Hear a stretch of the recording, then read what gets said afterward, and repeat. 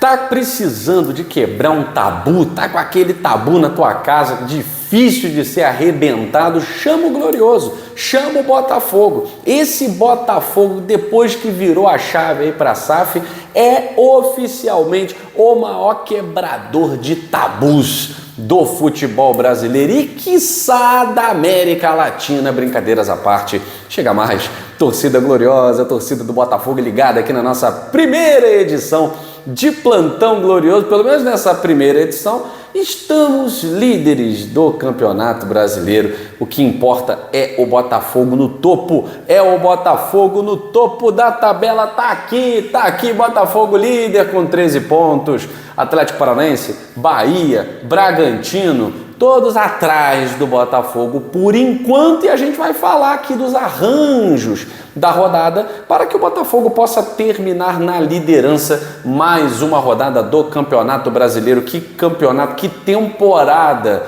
está fazendo o Botafogo, mesmo antes do Arthur Jorge, uma temporada heróica, né? Mas primeiro vamos falar desse tabu quebrado. Olha, desde que a Arena Corinthians, né, agora Neoquímica Arena, foi fundada, Botafogo não sabia o que era vencer. Falamos no plantão de ontem, né? Não sabia o que era vencer. E finalmente o Botafogo quebrou aí um dos últimos tabus, né? Quebrou tabu, quebrou. Ano passado, como eu falei, quebrou um monte aí, né? Não ganha de time verde às 15 horas de um domingo de sol. Pimba. Não ganha do Palmeiras na Allianz Parque.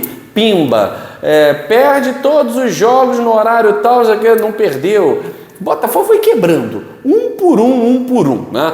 Agora é curtir esse momento, não a liderança, né, cara? Eu não falo da liderança porque a gente aprendeu muita coisa com 2023. E uma delas é que não existe campeão de véspera e nem líder de quinta, sexta, sétima rodada.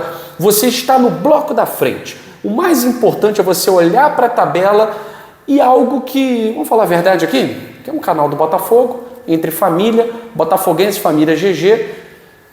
Há quantos anos, né, galera, que a gente não olhava para a tabela do Campeonato Brasileiro e não viu o Botafogo sempre frequentando essa parte de cima, Era sempre daqui para baixo. Quando chegava na 8ª colocação, a gente já dava pulos de alegria. Pô, esse ano, quem sabe, aí brigar por uma pré-Libertadores.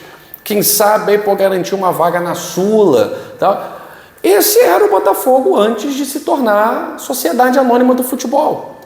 E quando se torna a SAF, num ano difícil que foi 2022, da montagem de um time com vários jogadores de Série B, o Botafogo até a última rodada brigando por vaga na Libertadores. 2023, querendo ou não, se garantiu na Libertadores com muita antecedência, seja pré, seja fase de grupos, com muita antecedência.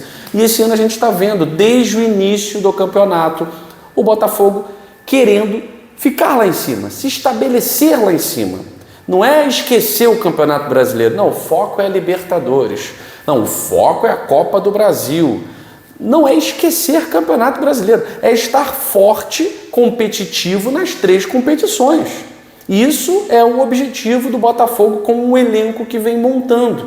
Um elenco exatamente para ser competitivo. E aí, sobre esse tabu quebrado, foi num momento muito importante. Por quê? É um adversário que nesse momento está em 17º, zona de rebaixamento. O Fluminense estava no Z4.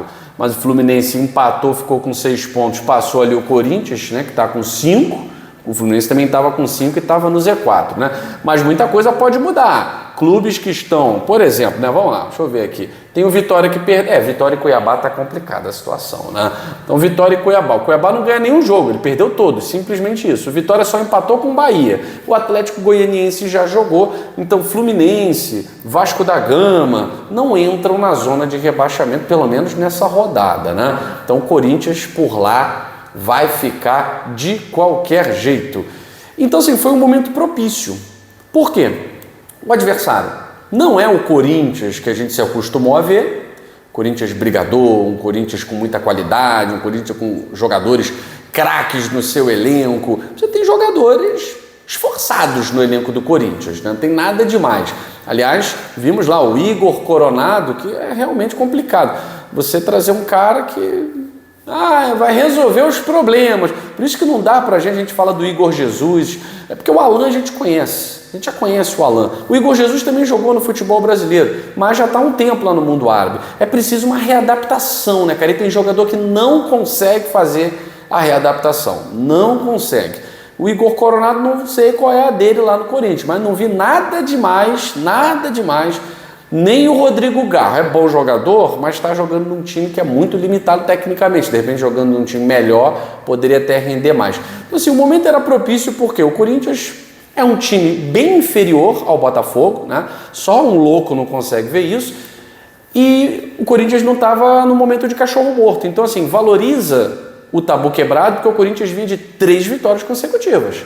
3 vitórias consecutivas, classificação em Sul-Americana, classificação em Copa do Brasil. Então não é cachorro morto, o Botafogo pegou um time que não ganha de ninguém. Não, nada disso. É um time que vinha buscando uma ascensão, né? O Antônio Oliveira está buscando um trabalho mais coeso, só que o Botafogo provou-se melhor. É melhor do que o Corinthians, jogou melhor do que o Corinthians os 2 tempos, e a gente viu um time muito consciente.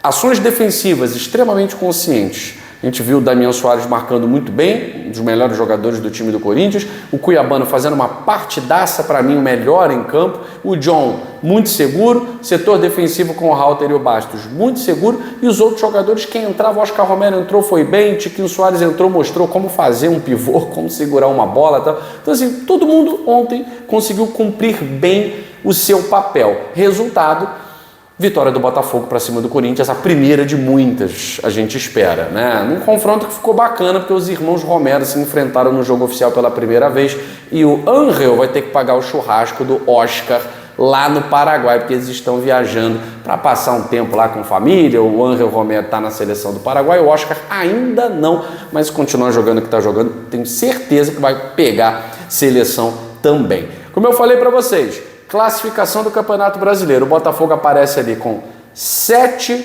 partidas jogadas, são 4 vitórias, 1 empate e 2 derrotas. Perdeu na estreia para o Cruzeiro e perdeu para o Bahia no Newton Santos por 2-1. O Bahia está ali. O Bahia e o Atlético Paranaense têm um jogo a menos, vão jogar hoje, né? Então, assim, qual é a matemática aí para o Botafogo dormir na liderança? Dormir não, passar a rodada na liderança, né? Passar esse feriadão, um longo tempo sem jogo por causa da data FIFA na liderança. O Botafogo tem que secar o Atlético Paranaense e o Bahia, eles não podem sequer pontuar, né? E o Atlético Paranaense joga contra o Fortaleza, mas lá no Castelão. Uma vitória do Fortaleza não é nada anormal, ainda mais para um Atlético Paranaense que perdeu para o Sportivo Ameliano dentro de casa no meio de semana, né? A equipe paraguaia, eu nunca tinha ouvido falar. E o Bahia vai ter um confronto daqueles, né? Dificílimo contra o Atlético Mineiro. O Atlético Mineiro também está querendo dar uma subidinha, né? Está ali com 9 pontos, 5 jogos. Vai ficar com um jogo a menos ainda, né? Então está com 9 pontos, pode chegar a 12. E aí não ultrapassaria o Botafogo, pelo menos agora. Tem um jogo a menos, mas enfim. Jogo só se ganha dentro de campo, né? Então o Atlético Mineiro pega o Bahia, também não seria nada. Nossa, o Bahia perder para o Galo, jogando lá na Arena MRV, e o Fortaleza vencer o Furacão também não seria nenhum susto, né? Acho que a secação mais difícil é Vasco e Flamengo. O Flamengo está com 11 pontos, pode dormir líder se vencer o Vasco, pode chegar a 14, né? Vasco e Flamengo eu acho que é a empreitada mais difícil aí da Seca Fogo. Mandar um abraço para o meu amigo Geraldo Dimas, presidente da Seca Fogo. É a empreitada mais difícil, porque o time do Vasco é complicado, né? É complicado. E o Flamengo, não vou dizer que veio numa ascensão, mas teoricamente tem um time muito melhor. Maracanã, clássico, meio a meio, não sei, vamos ver. No Campeonato Carioca foi 0-0. Se for 0-0, o Flamengo vai a 12, não passa o Botafogo tendo o mesmo número de jogos, né? O Flamengo também fica com 7 jogos, com 1 ponto a menos que o Botafogo. Isso se empatar, né? Se perder, fica ali com 11 mesmo. Se vencer, passa, vai a 14. Enfim, para quem vai se dedicar para a secação, torcer para Furacão e Bahia perderem seus jogos, vão jogar fora de casa, e o Flamengo não vencer o clássico contra o Vasco da Gama. Esse aí eu considero a secação mais difícil, né? Confesso a vocês que vou cercar na intuição, né? Vou curtir o Domingão, vitória do Fogão. O que mais a gente queria era um Botafogo competitivo, era um Botafogo que desse orgulho pra gente. E esse Botafogo do Arthur Jorge, em pouquíssimo tempo, conseguiu absorver as ideias do treinador português. E aí vai passar esse bom período ali no bloco da frente. Na pior das hipóteses, terminamos essa rodada dentro do G4, porque o Bragantino já jogou, venceu o Grêmio ontem, né, fora de casa, então chegou a 12 pontos em 7 jogos. Então, se todo mundo vencer, que está lá cutucando o Botafogo termina, na pior das hipóteses, na 4ª colocação, e é isso. Se terminar 7 rodadas no bloco da frente, 8, 9, 10, quando tiver faltando 5 rodadas e você estiver ali, você pode estar brigando por taça. Não adianta ficar em primeiro e faltando 5 rodadas você desgarrar, né? Então a gente aprendeu isso. Agora é curtir o momento, curtir esse novo Botafogo. Um beijo grande no coração de todos vocês. Saudações alvinegras. Fui!